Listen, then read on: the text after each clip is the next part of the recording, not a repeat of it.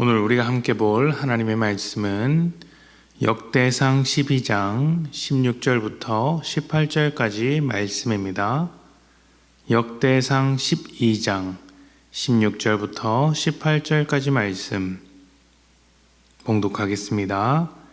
베냐민과 유다 자손 중에서 요새에 이르러 다윗에게 나오매 다윗이 나가서 맞아 그들에게 말하여 이르되 만일 너희가 평화로이 내게 와서 나를 돕고자 하면 내 마음이 너희 마음과 하나가 되려니와 만일 너희가 나를 속여 내 대적에게 넘기고자 하면 내 손에 불의함이 없으니 우리 조상들의 하나님이 감찰하시고 책망하시기를 원하노라 하매 그때 성령이 30명의 우두머리 아마새를 검사시니 이르시되 다윗이여 우리가 당신에게 속하겠고 이새의 아들이여 우리가 당신과 함께 있으리니 원하건대 평안하소서. 당신도 평안하고 당신을 돕는 자에게도 평안이 있을지니 이는 당신의 하나님이 당신을 도우심이니이다 한지라.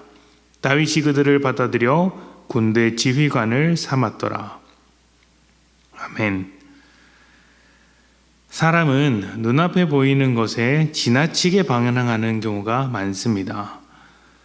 특히 우리 삶에 어려움이 다가오면 그렇습니다.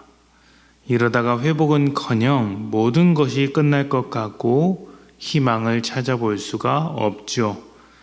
과도하게 집착하면서 불안과 우울한 감정 속에서 삶을 비관하기도 합니다. 이런 일이 반복되면 아직 일어나지 않은 일을 이미 된 것처럼 생각하는 최악의 상황으로 몰고 가는 그런 섣부른 판단을 하는 경우도 있습니다. 상상 속 두려움으로 현실을 왜곡하는 것이죠.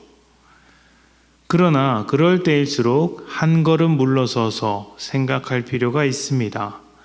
현실의 어려움과 나 자신을 분리시키는 것입니다. 현실이 어렵다고 내가 망한 것은 아니지 않습니까? 나는 여전히 나이고 하나님의 사랑 가운데 있는 소중한 존재입니다. 현실은 지금 내 삶의 일부분을 보여주는 것이지 내 모든 것, 특히 나를 향한 하나님의 계획의 모든 것을 보여주는 것은 아닙니다. 다윗은 왕이 되기 전까지 만만치 않은 삶을 살았습니다. 골리앗을 무찌를 때까지는 좋았습니다. 수많은 사람들의 칭송을 받으며 승승장구할 것 같았습니다. 게다가 하나님께 기름 부음을 받았으니 하나님의 계획과 사람들의 요구가 다윗 한 사람에게 다 모이는 것 같았습니다. 남은 것은 왕이 되는 것뿐이죠. 그런데 인생이 생각대로 흘러가지 않습니다. 사울 왕은 급부상한 다윗을 견제했고 죽이려고 했습니다. 하나님이 주신 왕의 자리지만 놓치기 싫었던 것이죠. 사울은 모든 권력을 동원해서 다윗을 추격했습니다. 사울과 싸울 수 없었던 다윗은 결국 이스라엘 땅을 떠나 원수의 땅 블레셋으로 도망하였습니다. 그곳이 바로 시글락이라는 곳입니다. 지금 다윗이 처한 현실이 어떻습니까? 왕으로 부르신 하나님의 계획이 실패한 것처럼 느껴지는 그런 절망적인 현실이 아닙니까?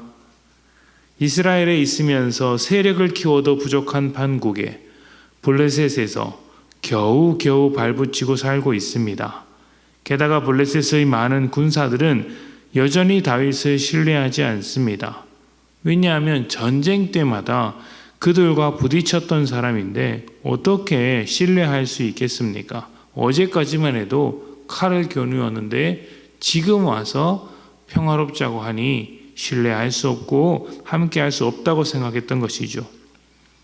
그들과 함께 있는 다윗은 이렇게도 못하고 저렇게도 못하는, 이스라엘로 돌아갈 수도 없고 블레셋에서도 살 수 없는 그런 무기력하고 혼란스러운 현실 속에 있습니다.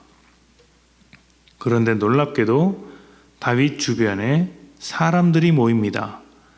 지파별로 지도자들이 그리고 용사들이 모여서 다윗을 따르게 됩니다. 더 놀라운 것은 사울 왕이 속한 베냐민 지파에서도 사람들이 찾아왔다는 것이죠. 참 놀랍고 이상한 일입니다. 그래서 그런지 다윗 자신도 의심하며 말합니다.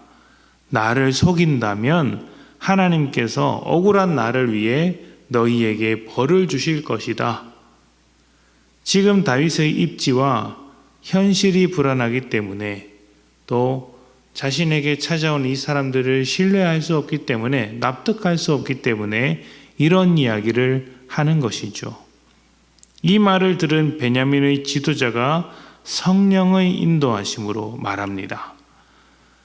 당신의 하나님이 당신을 도우니 나는 당신의 편이 되겠습니다.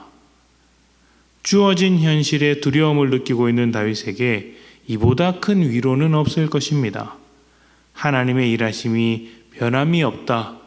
하나님의 일하심은 당신이 처한 현실과 똑같지 않다. 하나님은 이 현실을 뛰어넘어 여전히 일하고 계시다. 현실에 과도하게 집착하는 우리는 하나님의 일하심을 놓칠 때가 많고 내가 처한 현실이 전부라고 생각하기도 합니다. 하지만 내가 겪는 현실, 내가 겪는 어려움이 나를 설명하는 것이 아니고 하나님의 일하심을 설명할 수 있는 것도 아닙니다. 하나님은 복잡한 현실 속에서도 변함없이 신실하게 일하시며 자신의 뜻을 이루어가고 계십니다. 지금 당장의 현실이 아무리 불확실하고 힘들어도 섣불리 결론 내리지 마십시오. 하나님의 일하심은 아직 끝나지 않았습니다. 시글락에서 하나님의 일하심을 발견했던 다윗이 결국 왕이 되었던 것처럼 지금 우리의 삶 속에서도 하나님은 새로운 은혜의 자리로 인도하십니다. 그러니 여러분, 하나님을 신뢰하십시오. 이해할 수 없는 현실에도 하나님의 손이 우리를 붙잡고 계십니다. 혼란스러운 상황에도 하나님은 정확하게 일하십니다.